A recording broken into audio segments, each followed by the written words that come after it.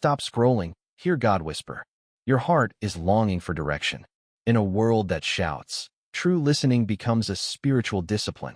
The noise of news, notifications, and arguments can drown out the still small voice God gives. First, we must quiet the external. The psalmist reminds us in Psalm 23, verse 1, that the Lord is my shepherd, I shall not want.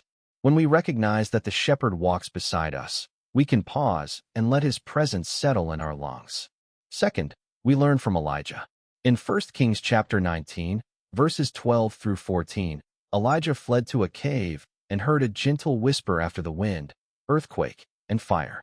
It was not the dramatic roar, but the soft sound that carried the divine message.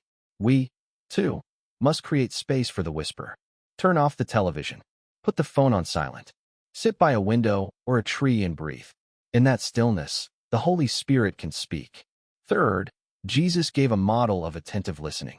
In John chapter 10, verses 4 through 6, he says the shepherd knows each sheep by name and calls them by voice. He knows the sound that draws us near. When we study his words, we learn to recognize the tone of God's love in the midst of chatter.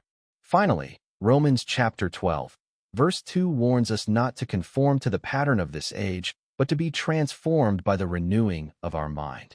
Renewal begins when we listen before we react.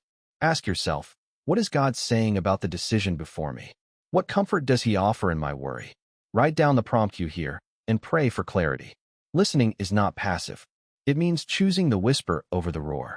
As you practice this discipline each day, you will find that God's voice becomes louder, even in the busiest hallway. Take a moment right now.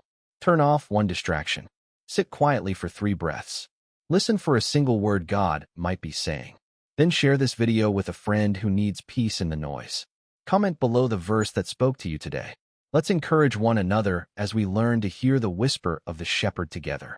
Invite the Holy Spirit to guide your heart as you step back into your day.